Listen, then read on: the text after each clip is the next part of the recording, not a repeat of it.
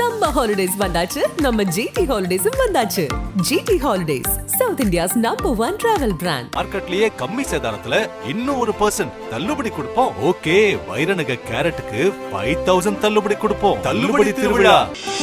ஆச்சி பாதாம் ட்ரிங்க். ஆச்சி பாதாம் ட்ரிங்க் ஒன்னு வாங்கினா ஒன்னு ஃப்ரீ. நக்கீரன் நேயர்களுக்கு வணக்கம்.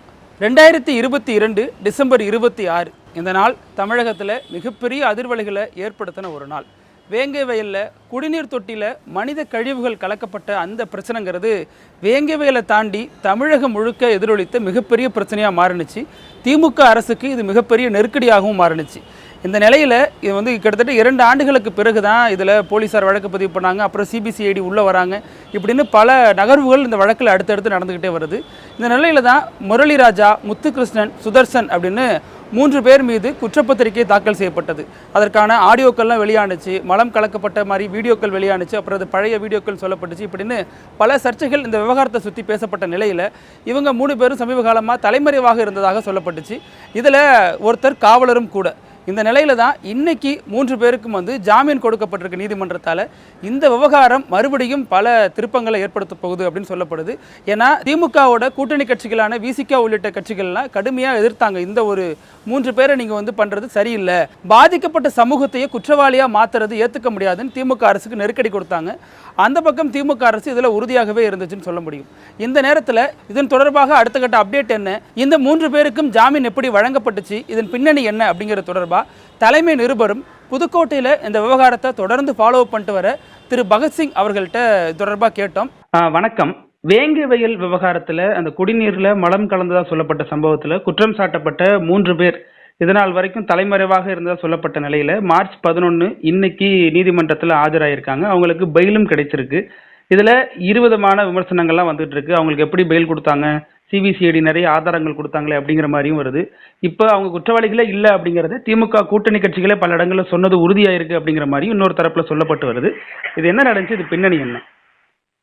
அதாவது புதுக்கோட்டை மாவட்டம் கந்தர்வகோட்டை சட்டமன்ற தொகுதிக்குட்பட்ட அன்னவாசல் ஒன்றியம் வேங்கை வயல் கிராமத்துல கடந்த 2022 டிசம்பர் 26 அங்குள்ள குடிநீர் மேல்நிலை குடிநீர் தேக்க தொட்டியில வந்து தண்ணீர் மலம் கலந்து வந்திருப்பது கண்டறியப்பட்டது. அப்போது ஒரு சில இளைஞர்கள் மேலே ஏறி பார்த்த போது மலம் கலந்திருப்பதாக கூறியிருந்தார்கள். அதற்கான புகைப்படங்களும் வீடியோக்களும் அவர்களே ஆதாரமாகவும் வெளியிட்டிருந்தனர்.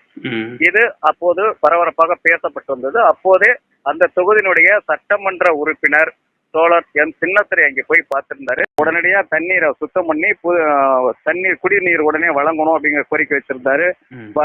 இதை வந்து யார் இதுல அசுத்தம் செஞ்சிருப்பாங்க அவங்க நம்ம கண்டுபிடிச்சு நடவடிக்கை எடுக்கணுங்கிறதெல்லாம் உறுதிப்படுத்தியிருந்தாரு.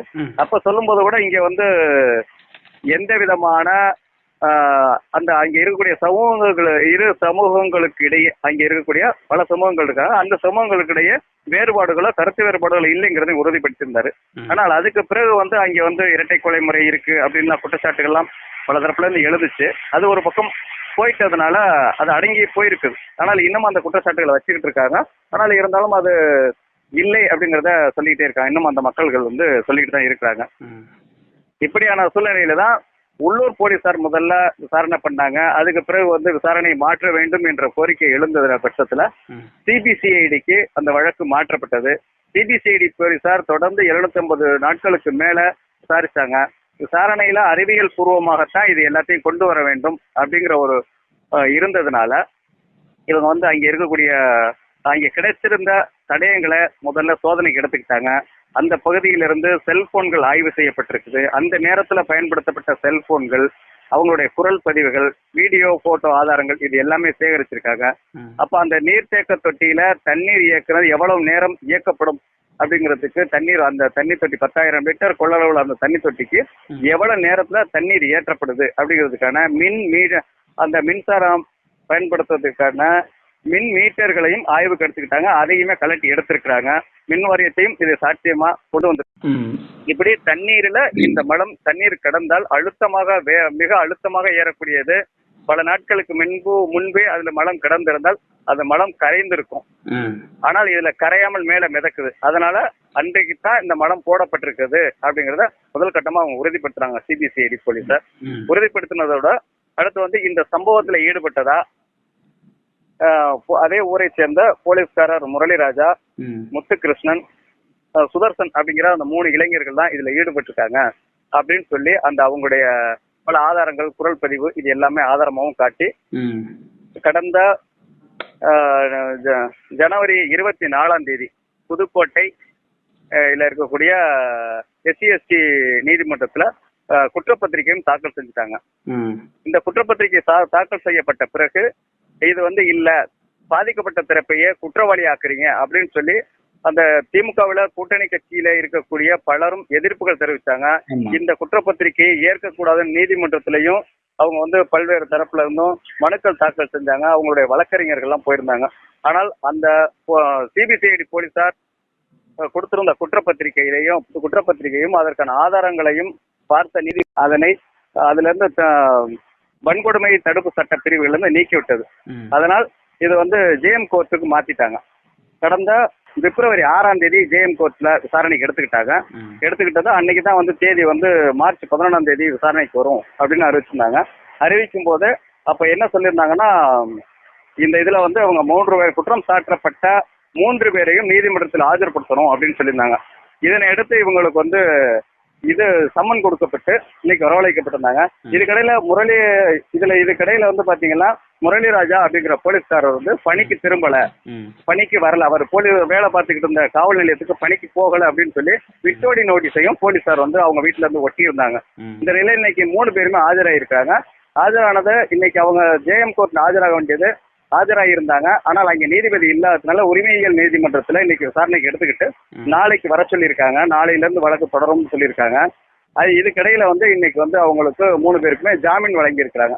இது வந்து பெரிய தண்டனைக்குரிய குற்றமா இது வந்து ஒரு பெருசா இருக்காது அப்படிங்கிற மாதிரி இருக்கிறதுனால இன்னைக்கு வந்து அவங்களுக்கு முதல் கட்டமா 3 பேருக்குமே உடனே வந்து ஜாமீன் வழங்கியிருக்காங்க. அதுக்கு ஜாமீன் கொடுக்கறதுக்கும் நபர்கள் வந்திருந்ததுனால நபர் ஜாமீனுக்கு கொடுத்து இன்னைக்கு ஜாமீன் கொடுத்துருக்காங்க. இப்போ இத்தனை நாள் தலைமறைவா இருந்தாங்க, தலைமறைவு குற்றவாளியா சிபிசிஐடி அறிவிச்சு தேடிட்டு வந்தாங்க. இப்போ அவங்க வந்தது வந்து எந்த மாதிரியான தாக்கத்தை ஏற்படுத்தும்? இப்போ இனிமே மீண்டும் தலைமறைவாகுவாங்களா அல்லது வேங்கவேல் மக்களோட மக்களா இருப்பாங்களா? அதாவது இது வந்து தலைமறைவாக வேண்டிய அளவுக்கான குற்ற செயல் இல்லை அப்படி இருந்தாலும் கூட இது வந்து எங்கும் பரபரப்பா இருந்ததுனால இவங்க வந்து தலைமறைவா இருந்தாங்க. ஆனால் இன்னைய சூழ்நிலைக்கு இன்னைக்கு அவங்க வந்து ஜாமீன் வாங்கிட்டாங்க. இனிமே வந்து அவங்க எங்கேயும் தலைமறைவா இருக்க வேண்டியது இல்லை. அவங்க ஜாமீன் வாங்கிட்டதுனால குறிப்பிட்ட நாள்ல நீதிமன்றத்துல ஆஜராக வேண்டியது கட்டாயமா இருக்கும். இனி வழக்கு நடக்க வேண்டிய நாட்கள் எல்லாத்துலயும் சிபிசிஐடி தரப்புல இருந்தும் ஆஜராவாங்க. அதே போல இவங்களும் குற்றம் சாட்டப்பட்ட தரப்பிலிருந்தும் இந்த குற்றம் சாட்டப்பட்ட 3 பேரும் நீதிமன்றத்தில் ஆஜராகணும். இனிமேல் அது தொடரும். இதுல இந்த காவலர் முரளிராஜா வந்து இடையில பணி நீக்கம் செய்யப்பட்டதா சொல்லப்பட்டுச்சு இல்லையா, அரசு சார்பா அறிவிக்கப்பட்டுச்சு. இப்ப இதுல எதுவும் தாக்கம் ஏற்படுமா? இதுல ஏதாவது மாற்றங்கள் ஏற்பட வாய்ப்பு இருக்குமா?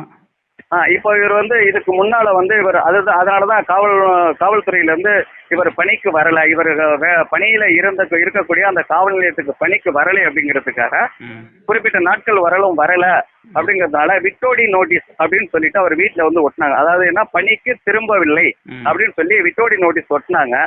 இதுக்கு பிறகு வந்து இவர் இன்னைக்கு பிணை வாங்கிட்டதுனால நாளைக்கே கூட போய் அவருடைய உயர் அதிகாரிகள்கிட்ட நான் பணிக்கு வந்துட்டேன், இவ்வளவு நாள் ஏதோ காரணத்துக்கான வரல அப்படின்னு ஒரு குறிப்பிட்ட ஒரு சில காரணங்களை இவர் கொடுத்து பணிக்கு திரும்புறதுக்கு இவர் வந்து மனு கொடுத்து அங்க ஆஜராகலாம். அதாவது அவங்கள்ட்ட போயிட்டு நேரா மனு கொடுத்துட்டாரு அப்படின்னாக்கா அந்த மனுவை ஏத்துக்கிட்டு அவங்க பணிக்கு அழைச்சிக்கலாம். அல்லது இவர் கொடுக்கக்கூடிய காரணம் அவங்களால ஏற்க முடியல அப்படின்னாக்கா அவங்கள வந்து வேற காரணங்கள் அல்லது வேற ஏதாவது சொல்லி கூட அதை நிறுத்தி வைக்கலாம். ஆனால் அவர் பணிக்கு போறதுக்கு இவர் வந்து மனு செய்யறதுக்கு வாய்ப்புகள் இருக்குது. இதுல என்னென்ன நிபந்தனைகளோட இப்ப 3 ஜாமீன் வழங்கப்பட்டுள்ளதா தகவல் சொல்லப்பட்டிருக்கு? அதுவும் இப்ப நிபந்தனைகள் என்னன்னா, தொடர்ச்சியா அவங்க வந்து வழக்குல ஆஜராகணும்.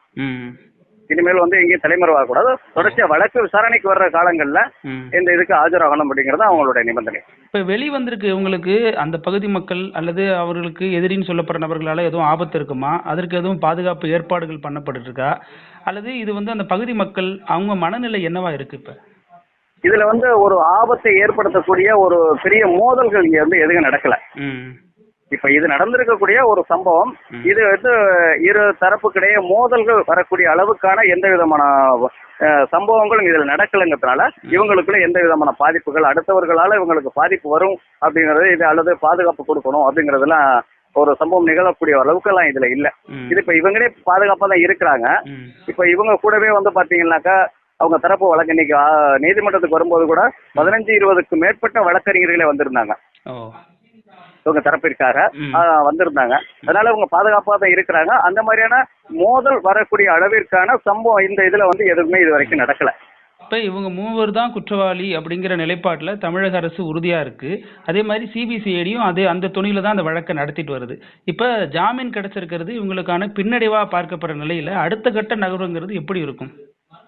இல்ல இது வந்து இப்ப இவங்க தான் குற்றவாளி அப்படின்னு சொல்லி இவங்க வந்து அரசு வந்து சொல்லல. அதாவது குற்றம் சாட்ட இவர்கள் இதை செய்திருக்கலாம் அப்படிங்கறத குற்றம் சாட்டி இருக்கிறாங்க. ஆதாரங்கள் ஆவணங்கள் அடிப்படையில இவர்கள் குற்றம் சாட்டி இவர்கள் மீது குற்றம் சாட்டப்பட்டுள்ளது. இனி வந்து குற்றவாளிகள் யார் அப்படிங்கறத வந்து நீதிமன்றம் தான் உறுதிப்படுத்தும். அதிலும் இப்ப இவங்க வந்து இவங்களுக்கு பிணை கிடைச்சிருக்கிறதுனால அரசுக்கோ அல்லது சிபிசிஐடிக்கோ பின்னடைவுலாம் சொல்ல முடியாது. ஏன்னு கேட்டா இதுல போடப்பட்டிருக்கக்கூடிய வழக்கு வந்து பிணையில வெளியே உடனடியா பிணை கிடைக்கக்கூடிய அளவுக்கான சட்டப்பிரிவுகள் தான் இதுல போட்டிருக்காங்க. பிணை வந்து தாமதம் வைக்கிறதுக்கு அளவுக்கோ இதெல்லாம் கிடையாது. உடனடியா பிணை கிடைக்கிற இப்ப இவங்க வந்து கால தாமதமா பிணை வாங்கியிருக்காங்க, அவ்வளவுதான். இப்ப உடனே கூட இவங்க குற்றம் சாட்டப்பட்ட அந்த நேரத்திலேயே கூட அவங்க பிணை வாங்கியிருக்க முடியும். ஆனா அது வாங்கல. இப்ப அந்த சட்ட பிரிவுகள் வந்து இவங்களுக்கு உடனடியா பிணை கொடுக்கக்கூடிய அளவுல உள்ளதுதான். அதனால வந்து இது வந்து ஒரு இது கிடையாது. இதுக்கு சிபிசிஐடி தரப்புல எதிர்ப்பு எதுவும் தெரிவிக்கப்படலையா ஜாமீன் தர்றதுக்கு? இல்ல அவங்க வந்து அதை பத்தி எதுவும் கிடையாது. அவங்க வந்து இவங்களுக்கு ஆசராகணும் அப்படின்னு சொல்லியிருக்காங்களே தவிர மற்றபடி குற்றப்பத்திரிகைகளும் ஆவணங்களும் ஆதாரங்களும் சமர்ப்பிச்சாங்க. மற்றபடி ஒண்ணு சொல்லல. ரொம்ப நன்றி. கருத்து நன்றி. நக்கீரன் டிவிக்கு சப்ஸ்கிரைப் செய்யுங்கள். உங்கள் ஆதரவே எங்கள் பலம். ஆசிரியர்களுக்கு நண்பனாகவும் மாணவர்களுக்கு ஆசானாகவும் திகழும் தேர்வு வழிகாட்டி. ஒவ்வொரு பாடத்திற்கும் அனுபவமிக்க ஆசிரியர்களின் துல்லியமான தெளிவான விடைகள். CNC இருக்கு, தேர்வு பயம் எதற்கு? இது தீரன் பப்ளிஷிங் ஹவுஸ் விற்பனை வெளியீடு.